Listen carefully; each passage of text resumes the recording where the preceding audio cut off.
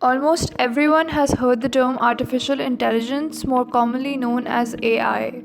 The demand for AI experts has been growing exponentially over the past few years. Its application is also currently spreading to areas outside the tech industry.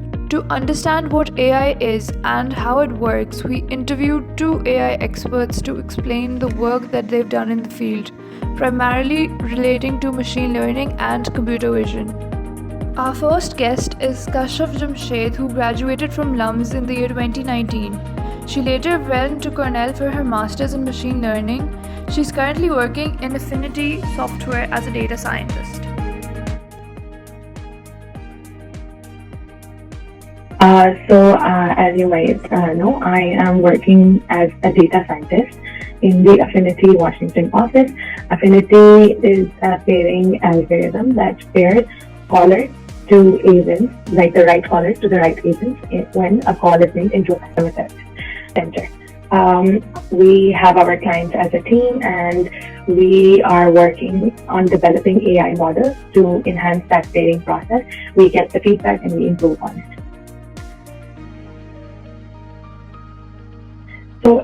AI is a very interesting thing. It has a unique ability to improve any process and application through modeling and training, which means that it continuously keeps learning. So there is a wide variety of applications, and you can apply it virtually to anything you want. With the good technology and the subject expertise, AI promises enhanced performance and efficiency. It's trying its best to mimic human thinking capability. I say AI is a skill.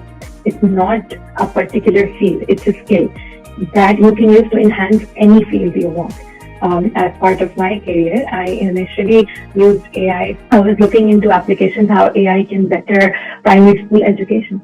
And as I came to Cornell, I used AI or machine learning methodology to forecast the availability of solar power. And people use it for robotics, people use it in medicine, people use it for societal benefits. So it has a wide range of applications. It's a skill set. As you know, that is the core thing that Affinity does. It pairs you, the caller, to the right agent, thereby enhancing your customer service experience. You improve the services that you are doing, and you better cater the end users and stakeholders. So as far as I can say, it's a very good impact, and it's a very good way of doing customer service, because the only portal where the customers can talk to businesses is through the call center. So if they have a good experience there, and AI helps them in pairing that, so their experience enhances and the business serves well. AI is basically the intelligence that is created by engineers to automate data, understand insight for actionable results and applications. Today, we can consider AI to be the tool we can develop and constantly improve to make processes and applications better through constant learning, taking feedback, just like a human does.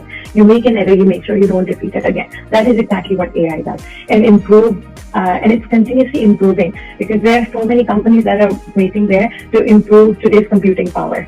So while it may come because of our pop culture and the movies that we have seen, it's always the robots that start mimicking human behavior and cause chaos or hell. So I think that's why a lot of people relate AI to robots. While that is one very promising field, and Amazon is doing really well in that, there are a lot of other places. There is speech recognition going on. People are trying to use sign language to trying to use image processing for sign language.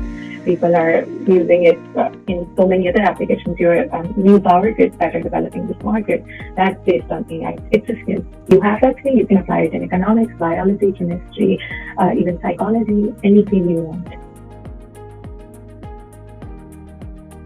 Lately, I've been having a keen interest in the diagnostic AI for early detection of terminal diseases. And I think there is a great opportunity there. A lot of people have shown significant research progress in learning the early onset of Parkinson's disease. I believe if we can switch gears and start looking into cancer detection and other things, especially when we're going through the pandemic, I realized how important it is to look into health applications of technology. So I believe if there's any way to detect some early onset of terminal diseases, that would be something that's very life-changing. AI only requires skilled engineers with ideas and applications. And I'm sure Pakistan is filled with those kind of people. This can range, and there are so many projects that can be applied for the case of Pakistan. They can range from better power distribution to optimized traffic control, all the way to management of factual news, to remove media biases. There are many applications, and for a country that is still developing and growing like Pakistan, all we need is some skilled engineers with some creative out-of-the-box ideas, and I see a great opportunity there. For our second interview, we invited Asadullah Naweed, who also graduated from LUMS in the year 2012. He then moved to the University of Carolina for his PhD. Currently, he is working in Google as a software engineer. So computer vision is all about making computers and machines perceive semantic information about visual data, like pictures or videos. It's similar to how humans do. For example, in this current scene in my video feed, you can see that there's some bookshelves in the background, there's some curtains to my left, there's the ceiling is wooden. All of these things are things that humans normally perceive, or just see a rectangular matrix of numbers. So this is making computers understand the kind of semantic information that we humans perceive is what the field of computer vision is all about. And it's often called a subfield of artificial intelligence, and it generally does have its own set of unique tools and techniques that scientists use to solve computer vision problems. But there are some underlying mathematical tools and techniques that they all use, like common linear algebra techniques, dimensionality reduction, statistical regression, etc., etc. But the development of new tools and techniques based on these, specifically for solving problems related to understanding information from images and videos, is generally what the field of computer vision is all about. Humans see the world through their eyes, right? And the human brain is remarkably well trained at deriving depth and semantic information about the world. Specifically for people who have, people with two eyes can normally see depth, because you generally need 2 points of view to perceive depth. And you see this often in patients or people with diminished capacity to see from one eye. They have trouble perceiving, and a color image would have one extra dimension to represent brightness for each of the different color components. Like an RGB image would be a 3-dimensional matrix, where it would be row, column, and color channel would be the dimensions, and the value would be the intensity of that specific color channel at the specific row and column. And a video, again, is simply like a sequence of these images, with each individual image having a time value. So a color video can be thought of as a 4-dimensional matrix of numbers, which would be the dimensions where it would be row, column, color, and time. Facial recognition has long been an area of interest to computer vision experts. The filters generally are a combination of two things: the detection of the face in the camera feed, and then the modification of the face based on the given filter. Like whatever the set of modifications that are applied are determined by the filter. And detecting a human face in multiple orientations used to be a very tricky problem only as recently as 2012. Where a computer could detect a face if it was perfectly aligned, but if you were to rotate the face, it would have some trouble detecting it.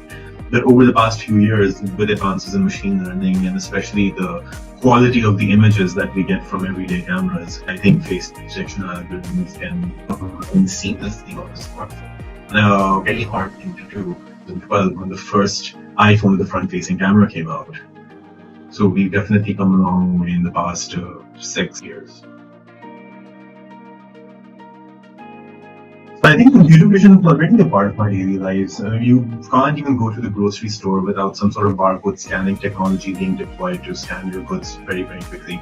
Quality control at factories for goods that are produced in bulk is often done via cameras and sophisticated hardware, which generally employs very specialized computer vision algorithms for that specific case.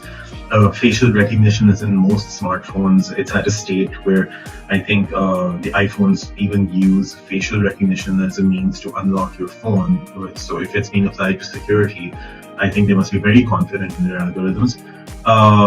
These are all part of our everyday lives now. Artistic camera filters, ones that apply the filters on the live camera feed, those are in some more powerful smartphones, so those still also exist. And I think it's definitely very much a part of our lives right now, and it's only expected to grow. One particular application of computer vision, which is augmented reality, is something that I work in.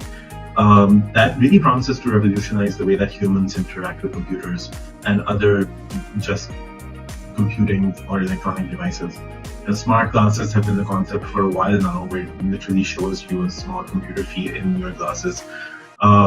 Enterprise-grade headsets like the Microsoft HoloLens have promised to deliver the powers of augmented reality to the masses. If you ever try one on, you can actually make finger gestures, and it superimposes things onto walls and surfaces which you can see through this see-through display. That promise is still yet unfulfilled because people don't have widespread access to it, but fact remains that all of this is a very active area of research in most tech companies today, and I think that with time this is only going to become better and better at a point where everybody can start using it. We would like to thank both Asadullah Naweed and Kashaf Jamshed for their valuable time and for sharing their experiences with us. We hope you enjoyed the video. Thank you.